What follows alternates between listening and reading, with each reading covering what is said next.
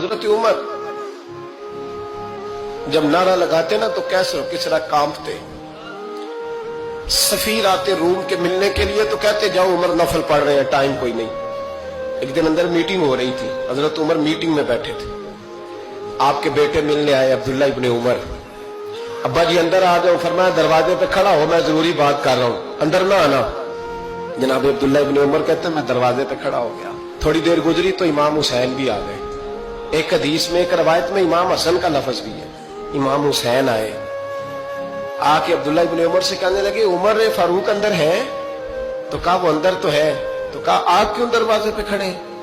کہنے لگے ابا جی نے کہا ہے یہاں انتظار کرو، میں کوئی ضروری بات کر رہا ہوں، لیکن شہزادے میرے لیے کہا ہے، میرے لیے آپ جانا چاہیں تو چلے جائیں. امام حسین کہنے لگے امیر المومنین کوئی بات کر رہے ہوں گے، میں ظہر کے وقت مسجد میں مل لوں گا، ظہر کا ٹائم آئے گا نا تو میں مسجد میں مل لوں گا.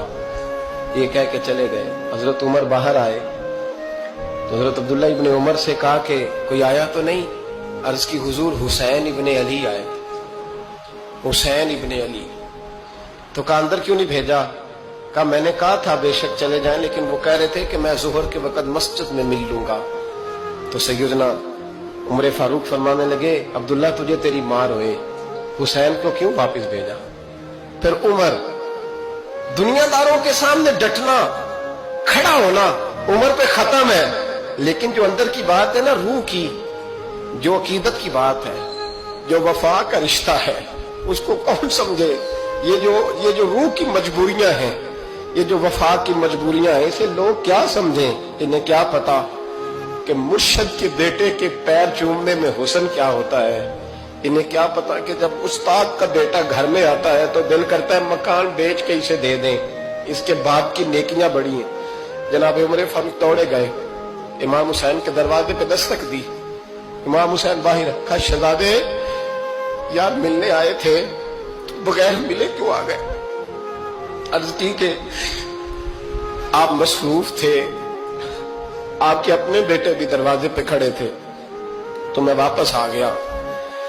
امام حسین کہتے عمر جذبات میں آ گئے، سر سے پگڑی گر گئی. کہنے لگے حسین میرے بیٹے کا اور حسین کا کیا مقابلہ؟ کیا اس کی ماں کا نام فاطمہ الزہرا ہے؟ کیا اس کی نانی کا نام خدیجہ الکبریٰ ہے؟ کیا اس کے نانے کا نام محمد مصطفیٰ ہے؟ اور پھر سر سے پگڑی اتری تھی، اپنے بال زور سے پکڑ لیے. کہنے لگے حسین میں نا مکے میں اونٹ چرایا کرتا تھا اور ڈنڈوں سے مار کھاتا تھا اپنے باپ سے. یہ جو آج ساری دنیا میں عمر کے نعرے لگتے ہیں یہ تیرے نانے کا صدقہ ہے. شہزادے میری وفا اور میری وفا میں جب تیرا دل کرے نا دوڑ کے آ جایا کر.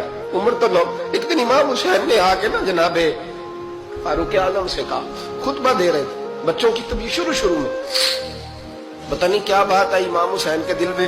کہنے لگے عمر نیچے اترو، یہ میرے نانا کا ممبر ہے.